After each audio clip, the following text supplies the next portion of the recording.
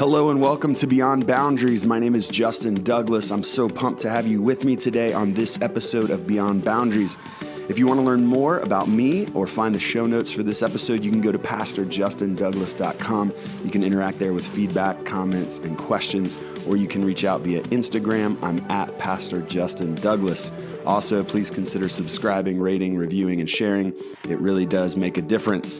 Movita Johnson-Harrell is a member of the Pennsylvania House of Representatives. She represents the 190th District. She is the first female Muslim member of the Pennsylvania House of Representatives, and I like to think of her as a friend. I got to know Movita through her work with bringing awareness to gun violence. I was part of a demonstration that Movita helped organize. She is a passionate, energetic, and inspiring woman. We chatted and caught up. It was more of us catching up as friends, actually, and you just get to hear the conversation. I haven't had a chance to talk with her since she won her election and moved into this role as a representative just a couple months ago. So we talk about that and much more. Here it is, my interview with Movita Johnson-Harrell. Movita, how are you? I'm good, Justin. How are you? I'm great. I'm so excited to be talking to you. This is amazing. We're in your office. We're in my office in Harrisburg, in the Capitol. This is awesome. They really let me in, Justin. I'm sorry. They did. No, you're fine. My mom, do you know what's crazy about that? When people call me Jason, I always say, my mom was going to call me Jason. That was the name she had picked for me. Really? She literally called me Jason, I think, while I was in her belly. And then that movie came out. Then the movie came out where Jason was a killer. She's like, all right, Justin it is. So what happened? Last we were talking, you weren't running for office. You weren't running for the House, the House, right? That's you're a House representative. Yeah, I'm a representative in the House. So tell me a little bit about that journey. Well, or tell people, whatever you want to tell them to give an introduction to who you are. But I'd love to hear about the journey of how you got here. So I ran in 2016 for this same seat, and I didn't even really want to win when I ran in 2016. I wanted to change the narrative, right? Because I had participated in stuff in gun violence prevention programs that were successful in Philadelphia, and no one wanted to pay for those programs. Yeah. So I realized in that moment that homicide is a big business in Philadelphia. So I made a decision to run so I could change the narrative in that race, because it was a huge election cycle. There was Congress races going on, state rep races. And what I wanted to do was I wanted to have people talking about the issues that mattered most to us, right? Talking about gun violence and poverty and education. And I was very, very successful in changing the narrative of that election cycle. And while I did not win that seat, I think I won in the long run. You changed the narrative. That's awesome. Not only did I change the narrative, then Larry Krasner came for me to work with him and work with him at the DA's office. Yeah. And I wound up being appointed as his supervisor for victim and witnesses services and restorative justice. I think you had started that when we first met. Right around when we first met is when you were stepping into that role, if I remember correctly. So I stepped in that role, and in the process, we had been planning Demand the Ban, right? Yeah. So Demand the Ban was actually my idea. Yeah. And the whole premise behind it was for a mother who had lost a child to gun violence to be arrested. Yeah, talk a little bit about that. Give people maybe 2 minutes of your personal story. I mean, you could go longer if you want, but I know gun violence prevention is really important to you. It's important to a lot of people, but for you, it's intimately important. Yes, so I am intimately associated with gun violence. On March 30th, 1975, Easter Sunday, my father was murdered in front of me and my family. And I pretty much lost my mother and my father in that moment. He died in her arms on our front porch, and I was 9 years old. It was 21 days before my 9th birthday. And back then there weren't victim services for families, and families were expected to pick themselves up and dust themselves off and move on with their lives. And I watched my mother struggle with depression and struggle with self-medicating her depression. And I had to grow up very, very quickly. And then in 1991, my brother was murdered. My only brother was murdered. So I've always been very hypervigilant about violence and very hypervigilant about protecting my children from violence. And I was actually pregnant with my third child when my brother was murdered. His name was Charles Johnson. He did not have a namesake. So I named my daughter, who was born a month later, Charlene Johnson. And then 14 months later, I had my fourth child, who I named Charles Johnson after my brother. You know, and I went on about the business of trying to be that family in the community where all the kids gravitated toward, because I figured if we had our hands on those kids and we can help guide them, that we could keep our children safe. Yeah. And in summer 2007, my two sons were 14 and 16, and they came and they said, Mom, we know 9 boys murdered in this neighborhood. And at that point, I told my husband it's time to go. And on January 15, 2008, I left Philadelphia. Which wasn't the solution for us. You know, I thought that was the solution and I thought we were safe. But exactly 3 years to that day, I buried my son. January 13, 2011, Charles was shot and killed in a case of mistaken identity. And I buried him 2 days later. So when he died, I created the Charles Foundation, and I got active in this movement.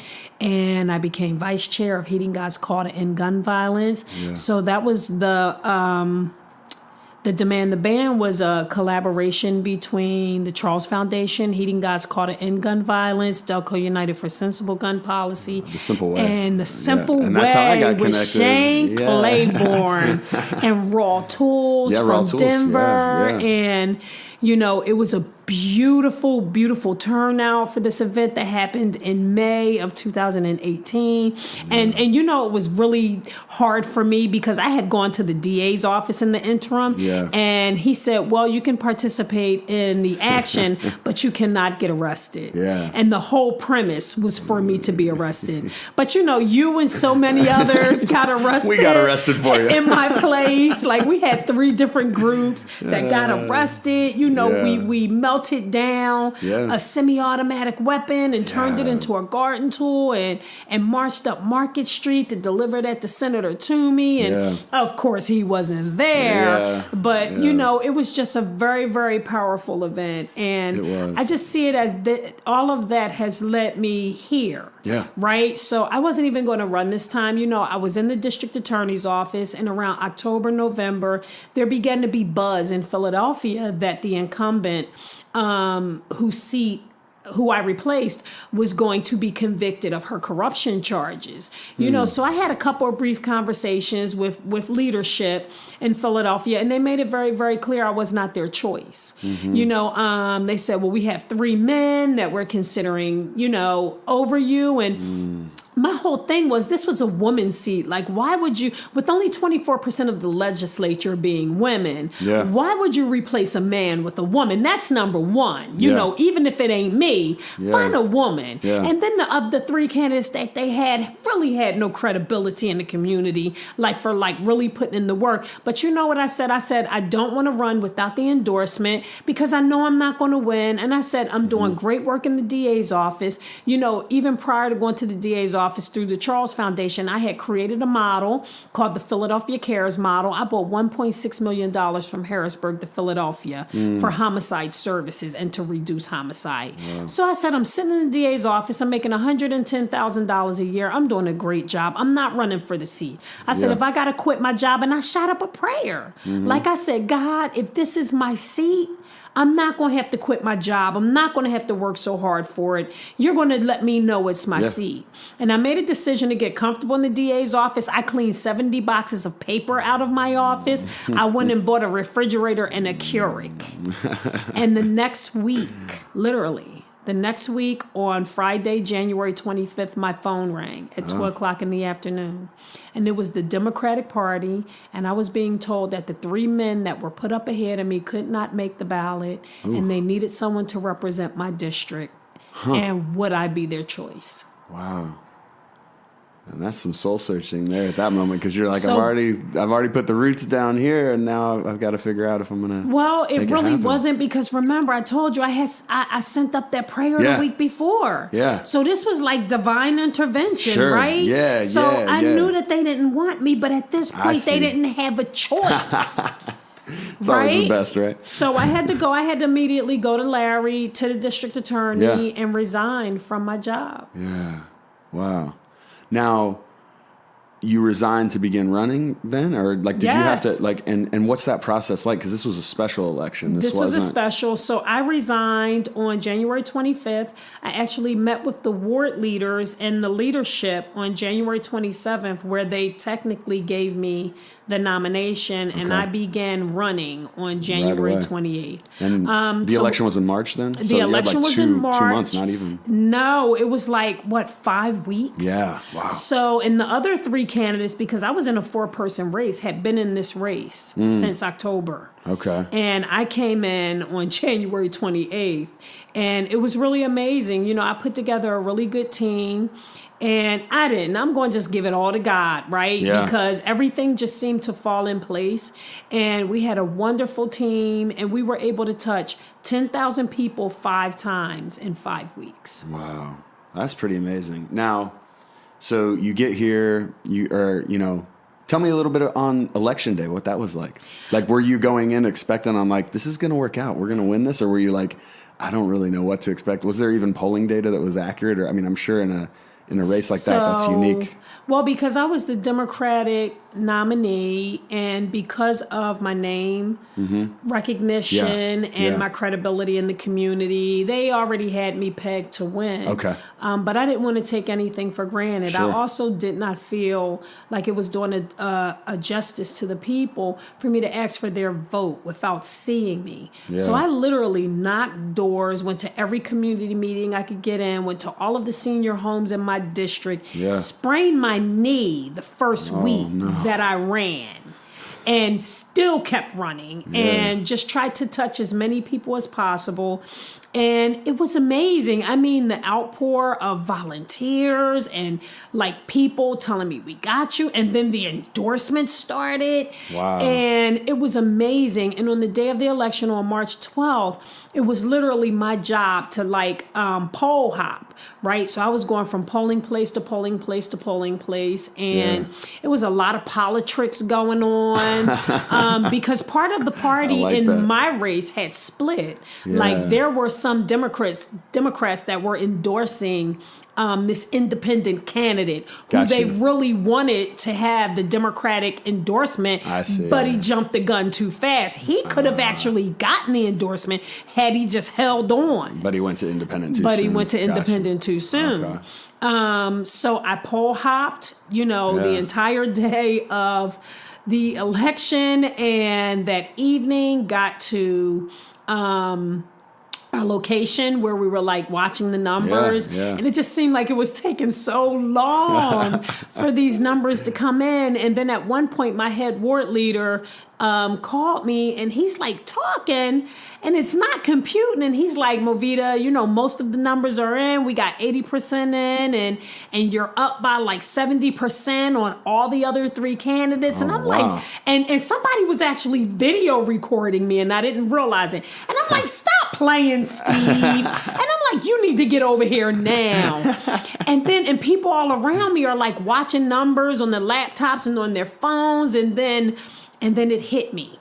Yeah. That I won. Yeah. And my son, Dante, must have seen me from across the room, because he came over and he literally held me up. And I just bent over and started crying because it hit me like that I had won. And then what I knew, within a matter of seconds, everyone else in the room knew, and the room went berserk.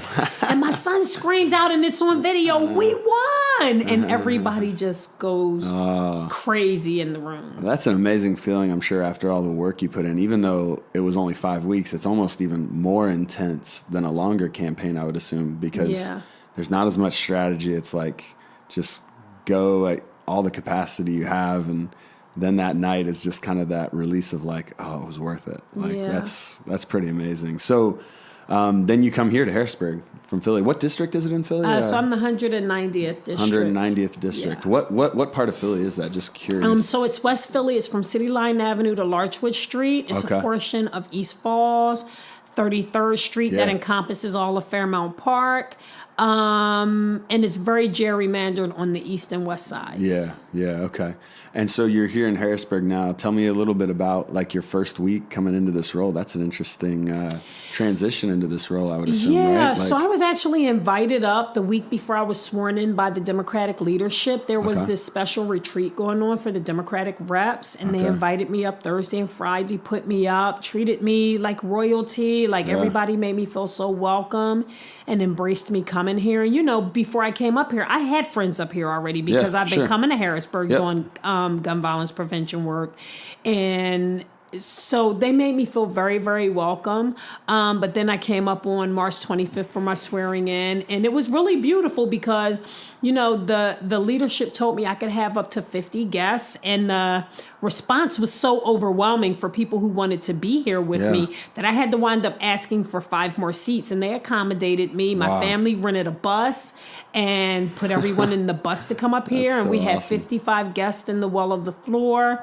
And I mean, it was an interfaith group because, you know, I'm vice chair for Heating Guys Call to End Gun Violence. So we had Muslims, Christians, Jews. It was 5 generations of my family that was here. My grandmother, my mother, my only biological sibling, my children, my grandchildren. My daughter even came from Maryland. Like, she's finishing up her PhD at University of Maryland. She even came to Philly, like, to ride up on the bus with the family. So it was amazing.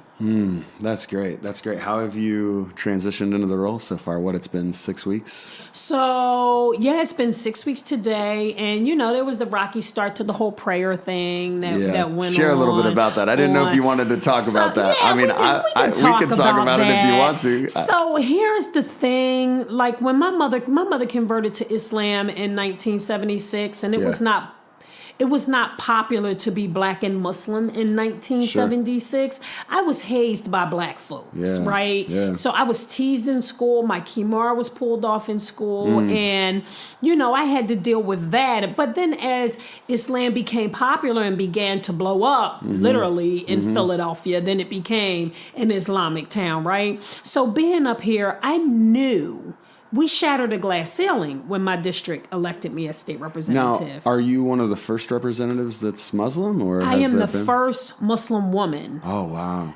Ever elected to the General Assembly. Oh, my goodness. So while there are 2 Muslim men here, they don't wear their Islam, right? Because I'm visual and I'm noticeable. So the one thing that I knew is we got a lot of people from different counties and from the West, and we know some of the ideology that they have. And I knew there was going to be some pushback, you know, to a hijabi coming up to the State House. And I was very well prepared to accept that, right? I didn't know that they were going to do it on the day of my swearing in. And I didn't know that it was going to be organized and planned the way that it was. It was very planned and it was very intentional. So we had Representative Stephanie Borowitz from Clinton County, the 76th district, who actually stood up to do an invocation. So how it's happened historically is that any faith leader or anybody could be invited to do the invocation, but because I believe the person was agnostic and the leader would not let that person do the prayer, it was deemed that only state representatives could do the invocation at the beginning of the session. So on this particular day, Representative Borowitz was doing the invocation. Now, she's a wife of a pastor. They're evangelists. Evangelical. Evangelical. So, I mean, you know. Anyway, I think I know where this is going. I mean, I watched the prayer, and I didn't think anything of it, like when she started, right? Because I've always been taught to be respectful of our religions. I grew up going to synagogue and going to church, and I still do, right? So I didn't think anything of it. So we all stood and bowed our heads, and she starts her prayer. And first of all, it didn't sound very genuine. Yeah, it sounded, It didn't sound very genuine. And then, she went on, and at about the 8th Jesus, I lifted my head up. right? And I'm trying to make eye contact with her. And then she goes on to talk about Trump and how he unequivocally stands with Israel against Palestine. And to me, that wasn't a prayer. It was a political statement. Yeah, it seemed a little bit, I mean, look, and this happens all the time with people. It seemed more like weaponized might be a little too big of a word. Like, I mean, obviously it's rhetoric, and rhetoric is very important, and it can be weaponized, right? But it seemed like it had an intent to disrupt or harm. Like, it did. Which was too bad, especially on your day. I mean, that's too bad. But, what I always say is if you're doing something significant in the world, you're going to have opposition. Absolutely. So it just means you're doing something significant, Movita. Absolutely. So here's the thing. So what happened? What's the fallout of that? Because that was like a big story. Like, that was a big deal. What you guys couldn't see on that video is after she came down, first of all, she didn't stop on her own accord. State Representative Margot Davidson, who sits behind me to my right, yelled out objection. Really? And that's when the leader touched her arm to tell her to wrap it up. So the leader didn't even stop her. Wow. Margot Davidson stopped it. Wow. So when she came down off of the podium, her and two other Republicans literally stormed off the floor in protest of my swearing in. Oh, man. So here's the thing. I had a reception waiting for all of my guests in another room. And after the pictures got taken and I got over to the reception, what I said to my guests is, that is not going to ruin our day. Yeah. I said, what's really sad is that the rep didn't see that this was an opportunity to show that this house could be unified, to show that this house represents the constituents that it serves. I said, it's really sad that the rep doesn't realize that I believe in the same God that gave us Moses and the Torah. Yeah. I believe in the God that gave us Jesus and the gospel. And I believe in the God that gave us Muhammad and the Quran. Yeah. So this was a moment that she missed, not me. Yeah. I think that's such an important thing to note, that like our representatives should represent our community. And as a Christian myself, as a pastor myself, like, I just don't see a whole lot of value in praying for the sake of disruption. It seems to me that prayer should always be for the sake of unity. Absolutely.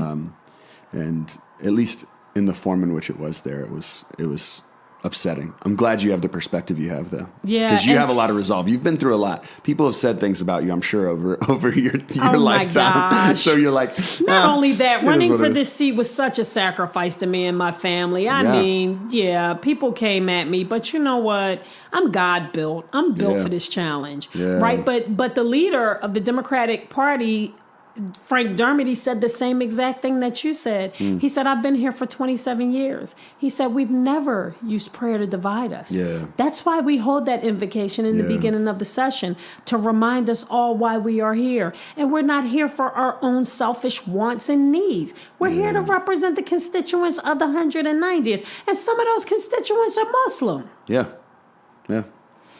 Wow.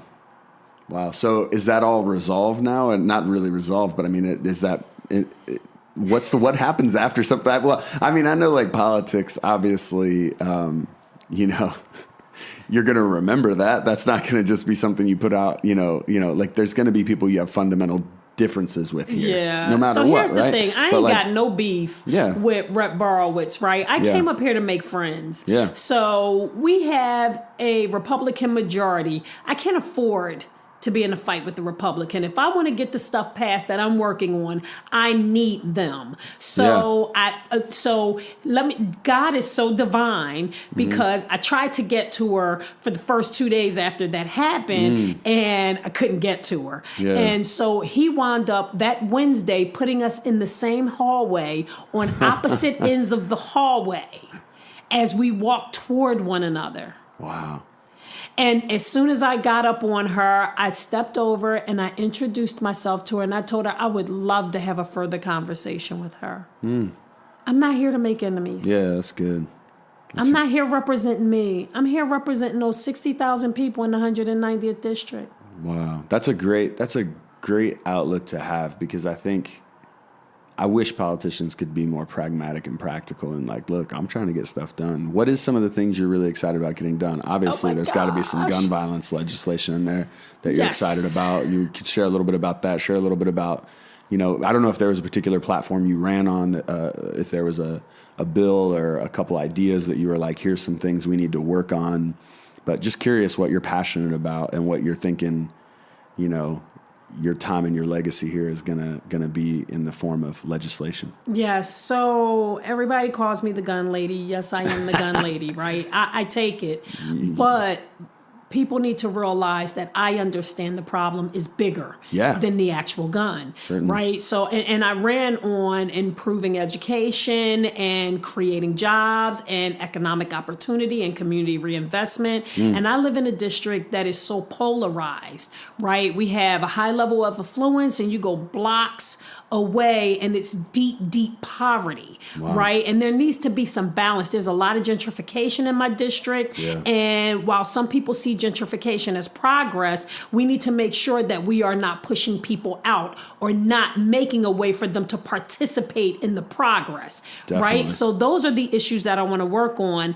And right now, so I hit the ground running on March 25th. I was sworn in. I started voting and co-sponsoring legislation on March 25th. I am actually creating my first piece of legislation. I think we started this about my third week here. My first piece of legislation is going to be a 5-bill package because you said May 25th. March 25th. I came March 25th. You came March 25th. Yes. And you have coming up a piece of legislation you're presenting.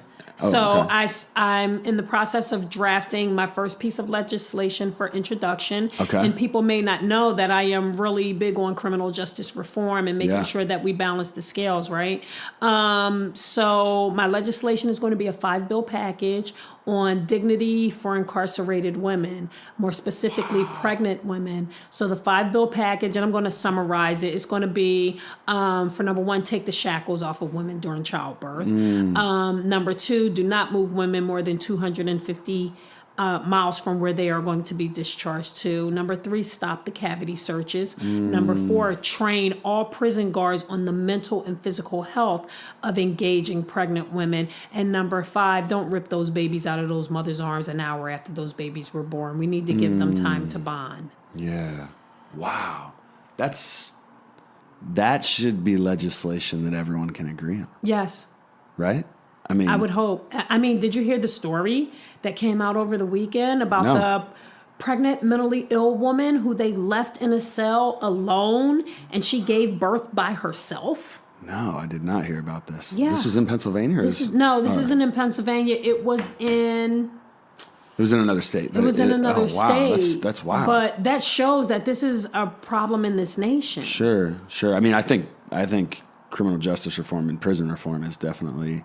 There's a lot of ways we can get more dignity into that system while still having and securing safety and justice. Absolutely. Not only that, when we put people in prison, we shouldn't put them in prison with the idea of lock them up and throw away the key. Yeah. Right? It's supposed to be, we talk about rehabilitation, and in many instances, you can't rehabilitate someone that's never been habilitated in the first place. Yeah. There used to be opportunities for people to get training and get certificates and get education, and that has been removed because it's intentional. The recidivism is intentional. Why would we help you to improve yourself when we want you to come back and be free labor? Well, or when we have a prison system that is not nonprofit. Absolutely. It's a profit. It's for profit. It's for profit. There's profit being made off a criminal justice system that might be too quick to give people mandatory minimum sentences, even if they're nonviolent offenses or if it's their first or second offense. Not taking into account, the reality of what you're doing to this person's life long term.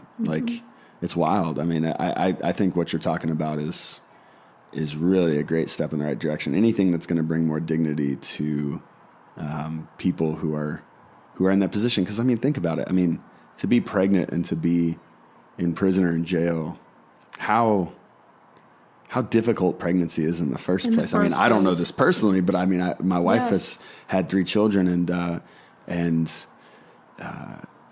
that's hard under the best circumstances to be put in a situation where you're in a prison like that, and then you're trying to, and imagine it being your first child, the terror that exists with your first child, and just not knowing what to expect and not knowing, and then to away be from your family, away from your family. People supports. can't be there to support you because, I mean, so that's really, really great that you're bringing that. So you think in the next month or so you'll be bringing that? Yeah, okay. So thankful to, the women up here who've embraced me, Rep. Joanna McClinton, Rep. Morgan Cephas, Rep. Summer Lee. We're all putting out packages. So that's great. This is very exciting. Even looking at creating some gun violence prevention legislation around straw purchasing. Okay. In the process of writing that as well. Wow. Now, do you have any history in writing legislation? Is this No. all new to you? This is all new That's to me. so great. I love it. I love it. And you're just like, I'm hitting the floor running. We're just going to start writing some stuff. That's great. You got people, like, how does it work when, this is more of a curious question for myself. How does it work when you become a representative? Do you get assigned to you individuals that are going to help? Do you have a budget to hire people who can help you with those things? How does that, tell me how that works. So when you are a freshman in the House of Representatives, you get a budget. It's a crappy budget, but you get a budget, and you have to find the best people you can that you can squeeze out into your budget. Gotcha. So up here in Harrisburg, we actually get a legislative assistant that the House finds for you, and you share. Like I share with my office mate who won her special election. Okay. On the same night I did, Bridget Koryaski from Lackawanna County. Okay. So we share a LA, but my district office in Philly, I have 3 full-time staff in that office. Okay. But as far as legislation, they have an entity here in the House that's called LPRO, that all I had to say was, I need you to pull me every piece of gun legislation that has stalled in the last 5 years. I see. And they pull it off. You can review that. I can say, I need mapping to show the overlay of where homicides have occurred in the last 3 years between the 190th and 191st district. And they provide me that information. Wow. So it's a lot of support here. And I'm really grateful for that, because I thought I was going to come up here and have to do my own research and all that. And I'm like, how am I going to do all that and run my district office and go and vote on the House floor? But they and actually have people randomly pop in your office and try to get all day long. I'm referencing the fact that when I got here, there was you were saving me.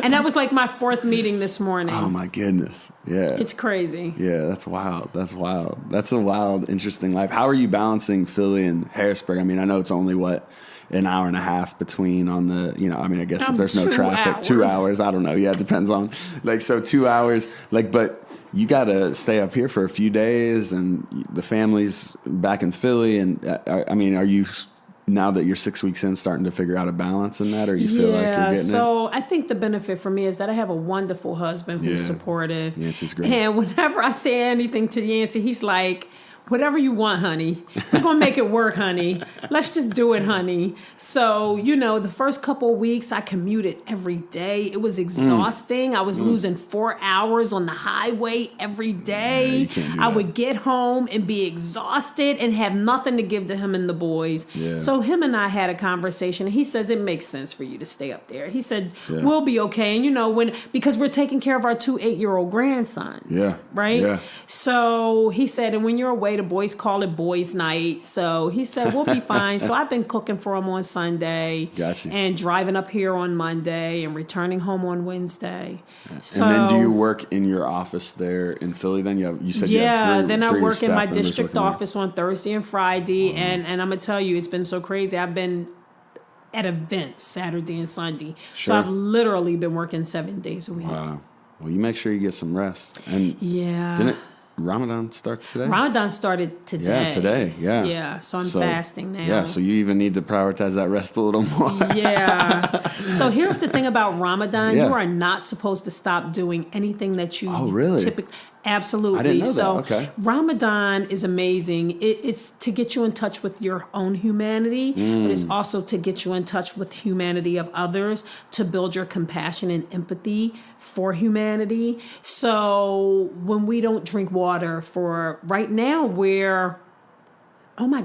start fasting at 4:30, and we don't break until 8 p.m. Yeah. Yeah, it's like 16 hours. So it's right? like 16 hours. I was in United Arab Emirates during Ramadan one year, and it was interesting. Or Yeah. I think it was during Ramadan. Yeah, I think I was there during Ramadan, and or at least I know we had a lot of conversations about it, like it was happening or it was coming up, and Yeah. and it's a very interesting, practice. And, It is. and is it 30 days? It's or 30 days. 30 So days. to not be able to drink water for 16 hours, you get to understand how a homeless person who does not have access to water, Yeah. right? Yeah. Not being able to eat, just being able to be spiritually grounded, making sure that you're reading Yeah. the holy book, making sure that you're doing all those things to make you a better human being, right? Because this is absolution for us. Yeah, yeah.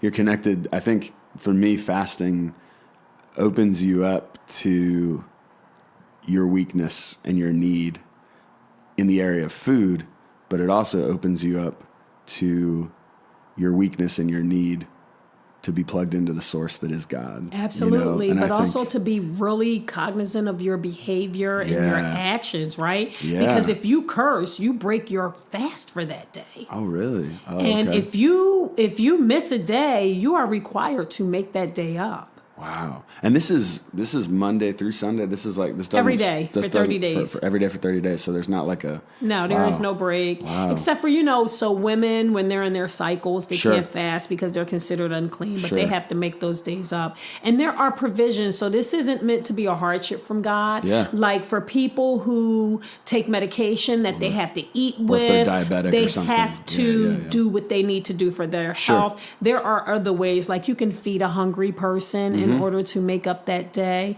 But for those of us who are physically able to do so, we are required. It's one of the 5 pillars of Yeah. Islam. Yeah.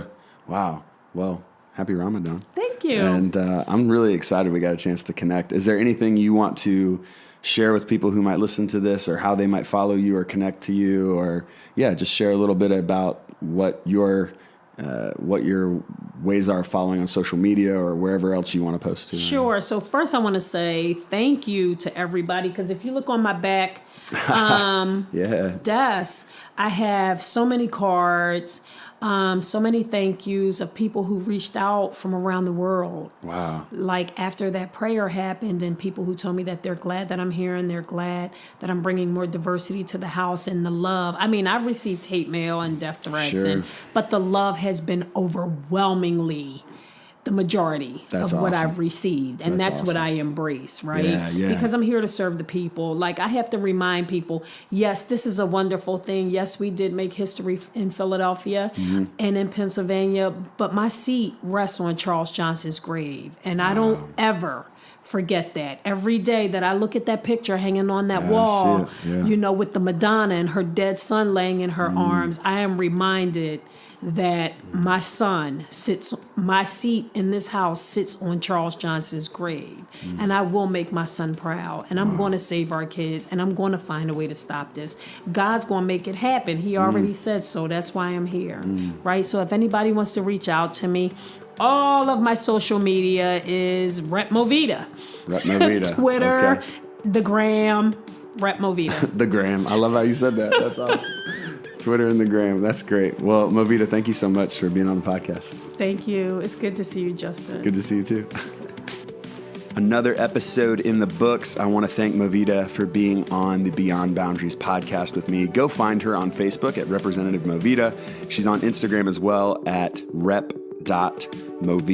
It was great to have you with me today on Beyond Boundaries. If you want to learn more about me or find the show notes for this episode, you can go to pastorjustindouglas.com. You can interact there with feedback, comments, and questions, or you can reach out via Instagram. I'm at Pastor Justin Douglas.